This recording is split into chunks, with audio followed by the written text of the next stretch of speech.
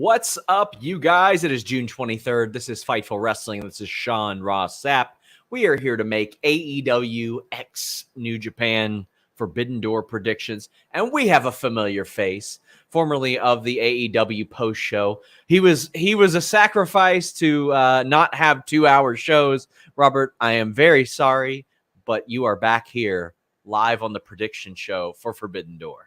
You know, Sean, it's all good. I've walked through the Forbidden Door, and somehow I am not injured. Everybody else seems to be injured beyond the Forbidden Door. You you made it work. You're healthy. You're here, and we're going to be talking AEW New Japan. This show brought to you by MagicSpoon.com/Fightful. Look at that. Robert loves some Magic Spoon, and so will you. 0 grams of sugar, 14 grams of protein, 4 net grams of carbs in each serving.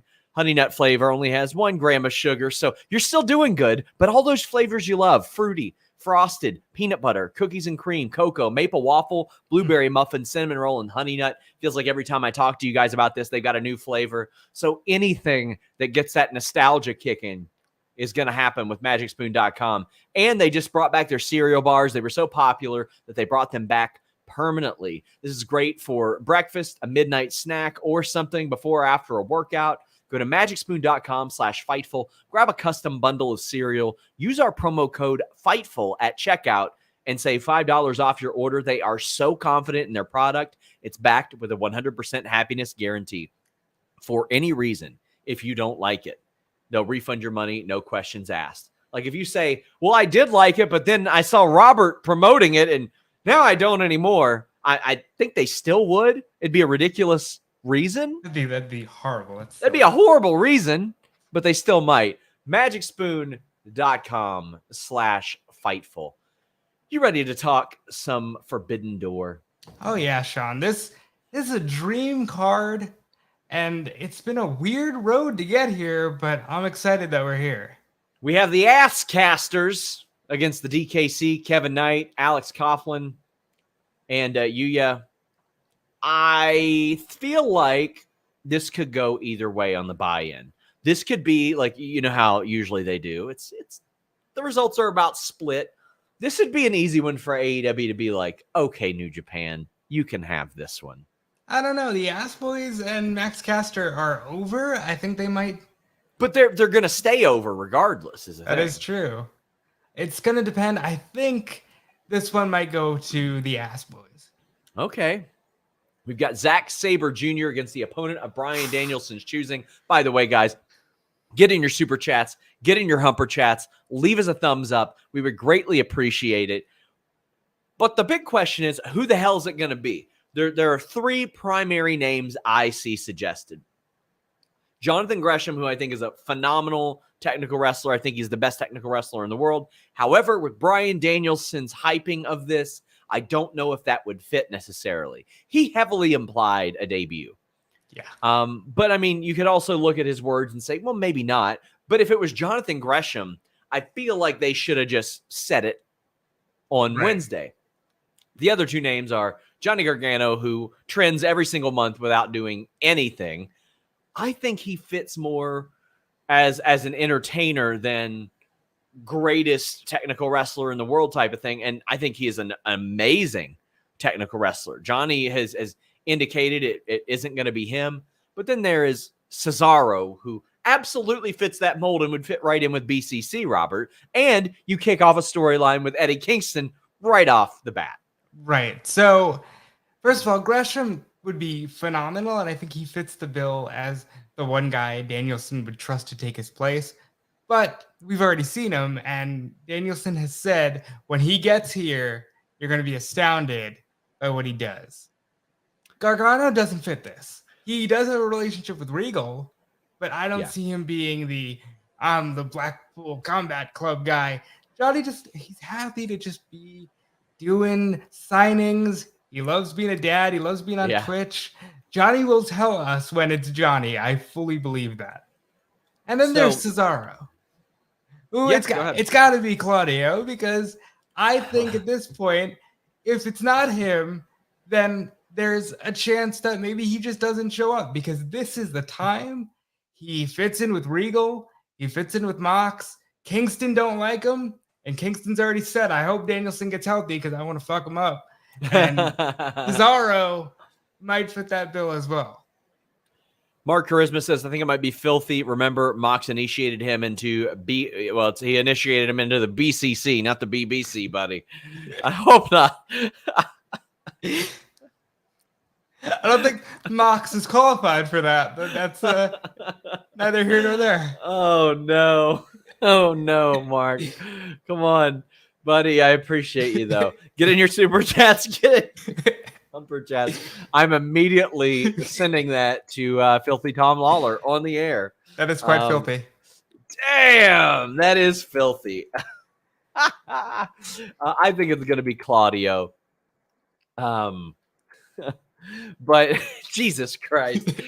I think it's Claudio, and I think he wins. I think he's got to win, too. And Zack Sabre Jr. is a big name to win, or a big name to win over. So I think that's the way that we go. FTR got to win, too. They got to beat Roppongi Vice, Jeff Cobb, and the Great O'Khan. Listen, Great O'Khan is beloved now. But the FTR are the hottest active going in AEW right now. They are the hottest thing. I mean, John Moxley, you could argue, but that pop is just insane, Robert. It's got to be them. It's got to be them because I love Roppongi Vice. I don't know if it's like, oh, yay, now they're Ring of Honor and IWGP Tag Team Champions. Don't know if the pop is there.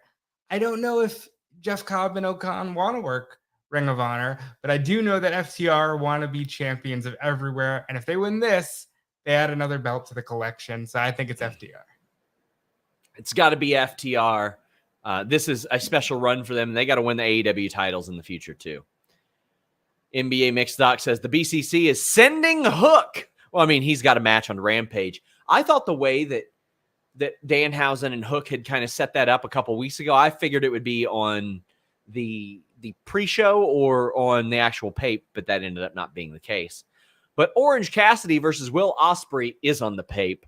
And to me, I think that Orange Cassidy will be very competitive, but to me, it's a slam dunk that Will Ospreay pretty well wins this. Yeah, this is one of those.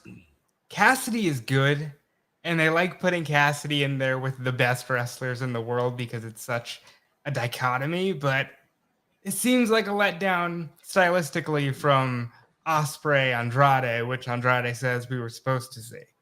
I think it'll be a great match. It'll be fun. It'll be different. And I think Ospreay's got to win. The Young Bucks, Hikuleo, and El Phantasmo against Sting, Darby Allin, Shingo, and Hiromu. I got to pay more attention to the graphics, apparently, because they have just casually announced a couple things. One, Sting has reunited the dudes with attitudes from 1990. So that's a thing. But also, they just casually put on that graphic, oh, by the way, the Bucks are still in Bullet Club. Well, so what they said was it's going to be a one-night-only deal. I guess that's great. They can put on their Bullet Club merch. They could probably sell some more T-shirts. Listen, I love the lore of Bullet Club. I'm not buying it. I'm not buying it, man. Like, Good Brothers just stroll back in and boot out Tongaloa and Tamatonga a few months back and just stroll right in. We got people just popping back up. Is Jeff Jarrett still in it? Oh, yeah. I mean, Bullet Club is everywhere now. They're taking over all of wrestling. Yeah. Does that mean that the Damian Priest and Rhea Ripley are in it now because of Finn Balor? I think everybody should be in it. And they might be. And then you've got the dudes with attitudes, which, first of all, is tremendous. It's a loaded team, too. And it's... Honestly, I thought we might see Darby versus Hiromu. Seeing them on the same team works even better. I'm surprised as all hell that Sting is on this card. When you think about the names that aren't, I'm surprised to see him get a match here. But seeing Tony Khan, and this is a Tony move, just say, I want to call him the dudes with attitudes because I can, is probably my favorite thing about this match. I think Bullet Club's got to win. They can pin Hiromu. This is a loaded team, though. When I look at it, I'm like, Sting, Darby, Shingo, Hiromu? They could very easily pin Phantasmo or Hikuleo. That is true. And that Phantasmo. Yeah, and this is another one. This is kind of what I wanted to see. I wanted to see some babyface versus heel New Japan AEW hybrids as well. But we're seeing that in the trios match, buddy, let me tell you how excited I am that Shota Umino is even here. Eddie Kingston, Wheeler Yuta, and Shota against Jericho, Sammy, and Minoru. And people are like, well, how many people are going to be in Blood and Guts? Who will fill in? Shota's right there. He can fill in. People are going to be all right with that. I don't know if he'll be like, obviously he ain't on Bryan Danielson level in that regard, but people love him. I think that he could also take the pin here too. Either he or Yuta. Eddie Kingston, I mean, that guy perennially loses at pay-per-views. You hate to see it. But to me, the only person I don't see getting pinned here, I don't see Jericho or Sammy getting pinned. I could see Minoru pinning Kingston or vice versa. There's a lot of different avenues I could see this going. I think Kingston gets too preoccupied with Jericho. I think they brawl to the back. I don't think they're factored into the finish. I think Shota gets pinned, and I think Sammy pins him. But I also want to see Shota stick around. I hope he stays in AEW for a bit, gets more of that excursion, more of that American style. Shota's great, and I feel like had it not been for the injury to Punk, maybe this would be Mox with Shota. Yeah. You know, and that would have been great. But I think he takes the pin here, and it'll just be great to see the dueling between Kaze Ninare and Judas. Yeah. I'm sure they're going to try to mash that up somehow, so that'll be a lot of fun. Thunder Rosa, Toni Storm. Now, I know a lot of people and myself wanted to see at least one person like from Stardom come over. Like, why not? It would have been fine. They could have compromised one person. Shiri Kondo would have been great. The match that she's involved with isn't. I mean, she ain't going to win that match this weekend. So why not bring her over, do Thunder Rosa versus Shiri? Thunder Rosa likes to sandbag people and beat the shit out of people. All right, Shiri Kondo's a former UFC fighter. They can lay that shit in. I'd love to see it. I would love to see them lay the shit in against each other. However, I think the Toni Storm match is going to be outstanding. I wonder if the Thunder Rosa Marina thing has AEW, like, maybe we could get the belt off of her. Because Toni, if she won it, I don't think anybody would I don't think anybody would complain, but I don't think they're ready to take the belt off of Thunder just yet. I agree. That's why I'm going with Thunder Rosa. Thunder wins. I think it should be a great match. I guarantee you somebody's going to ask Toni tomorrow or whenever they do the press conference, why didn't you get someone from Stardom? And he's going to go, well, Toni was in Stardom. There's your answer. And he'll leave it at that. And Thunder Rosa did many trips to Japan. Like, we'll hear that, Yeah, and that'll be good. And it gets the women on the card, which I know is a huge thing going into this. I think Thunder wins. Pac versus Miro versus Tomohiro Ishii versus Malakai Black. Forget the hose, Robert. I'm turning the water on straight from the spigot and just putting my head underneath it right here. Yeah. This is a banger by all accounts, and anyone can win. I mean, obviously Ishii's a long shot, but even if you wanted to start your new title with the Japanese lineage, Ishii's there. You've got Miro, who shouldn't lose, but also collects belts. I don't want to see him get it just because he's been champion already. I need this to go to either Pac or Malakai because Pac's been there since day one. Hasn't won a belt yet. And Malakai hasn't been champion since he was NXT champion. And that feels like a lifetime ago. So I think it's one of them. And I'm going to go with Pac. Think there's a couple ways it could go.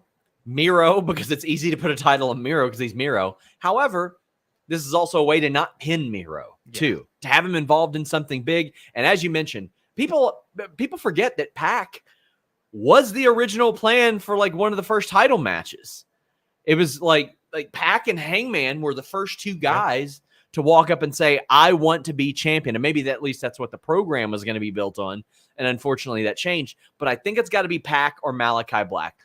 All due respect to Tomohiro Ishii, whose work I didn't used to appreciate nearly as much. But I've been able to see a lot of his work live of late because I was at that Impact show and the tapings. And he's gotten a lot of high-profile positions. I think that this is an easy one for Pac or Malakai Black. I think it needs to be one of those two. Yeah, and you can easily, like you said, he doesn't have to get pinned. So Miro can take out Ishii, and then someone can, hit a the Red Arrow or Malakai Black can do something. Miro doesn't have to lose. I think this is a great way to get a title on someone who should have been champion a long time ago. And this new belt can be their Intercontinental title, since Tony's insistent that TNT title isn't the Intercontinental title. This can be the belt for the mid-carders. Turtle T says, does NordVPN work with Fight TV app? Most VPNs don't work with the website, which is how I got the... Well, I'm not going to tell you can or can't do this. I'm just saying the weather in Lithuania is really great this time of year. Digital Bees says, well, fuck bees, first off. But here's a bit of thank you all for all the great work. Great to see Robert back. Yeah, we'd like to have Robert slide in and do some more stuff here and there. Because you're good at this stuff, Robert. Well, thank you. You're actually good at this stuff. Thank you, Sean. And there are a few guys that are good at wrestling in the IWGP Heavyweight Championship match. Switchblade Jay White, Hangman Page, Adam Cole, Kazuchika, Okada. Now, I'm surprised that they went with another four-way. Considering what I've heard about Adam Cole and being conked on the head and his labrum being messed up, wouldn't shock me if somehow he got taken out of this match. Or did an early spot that kind of wrote him off or something like that. I would be shocked personally if he worked like a full-on, full-bore match. But I hope that I'm surprised by that, Robert, because I want to see this guy in action. But it seems like the injury bug just keeps biting AEW. Yeah. To me, it's Okada or Switchblade. It's one or the other. Switch defended the title at MSG. And then Okada walked out with it. Yeah. I think we could see that here, but I want to see, maybe Switch pins Hangman. Hangman really has to take a look in the mirror. Switch pins Adam Cole because, hey, remember we said it was about Undisputed Elite and Bullet Club? I lied. I hate you. I'm going to pin you to get my belt. This is great. This is another piece of that Bullet Club lore that I just love. It's just seamless. Like Switchblade just shows up and it's like, no, you guys are still in, I guess. I don't know. We'll see how it goes. Yeah. And this is going to be a very fun match. And I'm excited to see Okada on American pay-per-view. And I think I was watching this with someone who doesn't usually watch. He's deceptively big. And that was the reaction someone had when they saw him was, wow, I didn't realize he was that tall and he is that big. Okada can have a run in the States if he wants it, and I think this would be a great I think he needs to have his Great Muta run. He needs to have that run over here as well. NBA Mixed Doc says, appreciate your diligent reporting throughout the spring summer. Share your spice, man. You know who he's fighting. I actually don't, but in regards to the person that you guys and we all speculate that it is, I'll post something on Fightful Select that I have heard about him pretty soon. And by the way, on FightfulSelect.com right now, we just finished that Ric Flair's final match press conference. I've got some more details on that match. I have heard who it's going to be, but I don't know that it's finalized yet. And word was that the report of Ricky Steamboat being in that match is what kind of messed up negotiations to begin with. We've got more details behind that negotiation, behind the hurdles they faced, getting an opponent for Ric Flair. And we got a comment from Court Bauer about Josh Alexander versus Jacob Fatu. Wow. Jesus Christ, what a match that is. That's a Forbidden Door dream match in itself. If they've put that on this pay-per-view, I'd be like, cool. Fits right in. It's better than several of the matches on here. And this is a good card. John Moxley, Hiroshi, Tanahashi. Well, if this isn't your plan A, it's a pretty damn good plan B because it's one that's already been built. Tanahashi's been running from Moxley. He's been ignoring Moxley for years, Robert, and now he can't ignore him anymore. He had to go face-to-face with Moxley multiple times. They coexisted, for the love of God, but John Moxley's probably winning this. I would not hate it if Tanahashi won and then dropped it back to him in 2 or 3 weeks, though. My idea was Tanahashi wins. If Punk is ready, he drops it all out. But Tanahashi essentially saying, hey, Punk, I'm not winning an interim title, so if you want, you can come to the Tokyo Dome since I was willing to come to your house. Makes me think he's not winning here, so I'll say John Moxley gets to actually defend his title in front of people. I am stoked for this show. Guys, we are going to have a live post show. I will be here for it. I'm not going into Chicago. We'll be live streaming the Scrum thanks to Will Washington, who will be on site. Denise will be on site as well. So there will be a Fightful presence there. But I will be live with a post show with Jeff Hawkins, another longtime Fightful podcaster, right after that show. Over on Fightful Select, Alex and Kate are going to have their Sour Graps review as well. That is the best $5 you guys are going to spend, because let's be real. What are you going to do? Drive like 20 miles? Good luck, buddy. Get Fightful Select instead. But Robert, tell the people what you do. You get a lot of work done around here. Yeah, I'm always on the news desk. I'm always writing for Fightful, so you can see me always there. And you can follow me everywhere at Defelice. That's on Twitter, Twitch, and Instagram. And I always appreciate all the support. Reminder, guys, support our sponsors, magicspoon.com/Fightful. Today, in about an hour and a half, I am scheduled for, I would say, probably one of the biggest interviews that Fightful has had. You would agree with that, Robert? I would. Yeah, especially given circumstances and all that. But hopefully it happens. Got another one scheduled for tomorrow, an AEW talent. But we also have the Impact post show. So if you guys want to tune into that, make sure you do it. Cresta and Joel do great work. But until next time, guys,